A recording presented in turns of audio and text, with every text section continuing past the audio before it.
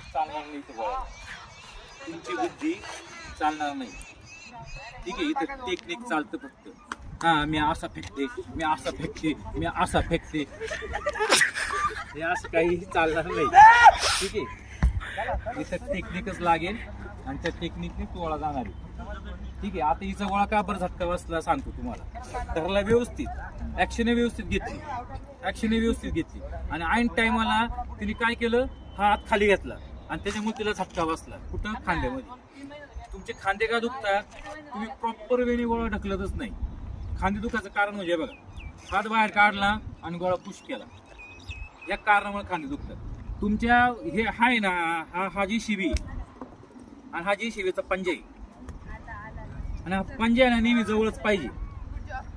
ठीक आहे, हा पंजा नेहमी हे पूर्ण वजन ह्या पंजाला आलं पाहिजे.